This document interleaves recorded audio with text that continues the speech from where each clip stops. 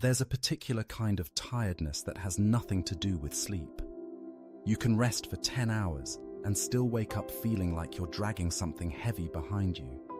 That's usually the first sign. Your body knows before your mind admits it that something about the way you're living doesn't fit who you actually are. Misalignment rarely announces itself with a dramatic event. It creeps in quietly through small daily compromises.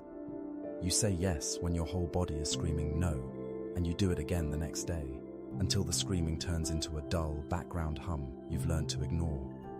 You start describing your own life with words like fine or managing, words that don't actually mean anything except that you've stopped expecting better. One of the clearest signs is irritability that seems to come from nowhere. You snap at people who don't deserve it, not because they did anything wrong, but because you're carrying frustration from a life that doesn't match your values, and it has to leak out somewhere. If you find yourself short-tempered with the people you love most, it's worth asking whether the real source of your anger is somewhere else entirely, maybe in a job, a relationship, or a daily routine that asks you to be someone you're not. Another sign is the constant comparison spiral. When you're aligned with yourself, other people's lives don't threaten you. When you're not, every scroll through social media feels like proof that everyone else figured something out that you haven't. That envy is rarely about the other person's life. It's usually a signal pointing back at your own unmet needs. Pay attention to how you talk about your future. People who are living in alignment talk about tomorrow with some curiosity, even when things are hard.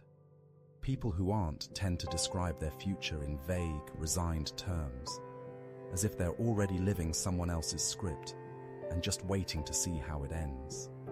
If 5 years from now sounds exactly like today, only more tired, that's worth sitting with. Physical symptoms matter too.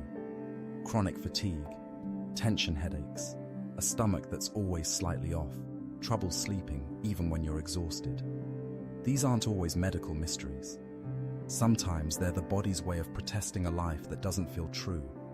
Doctors call this stress, but stress is often just another word for the gap between who you are and how you're living.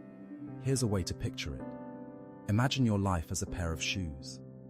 Misalignment is wearing a shoe one size too small. You can still walk, you can still get through the day, you can even run if you have to. But every step costs more than it should, and by the end of the day, your whole body aches in places that have nothing to do with your feet. Living in alignment is finally taking that shoe off and putting on one that actually fits. The same walk that used to feel like work suddenly feels almost effortless. Notice also how often you feel like you're performing rather than simply existing.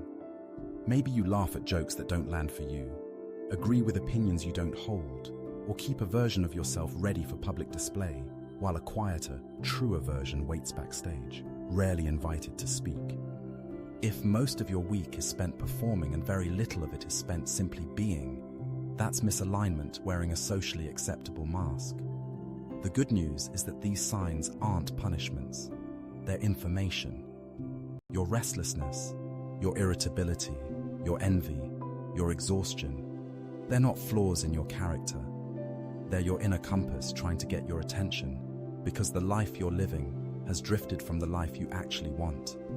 Once you start listening to that compass instead of arguing with it, you stop asking why you feel so off and start asking what small, honest change might bring you back to yourself.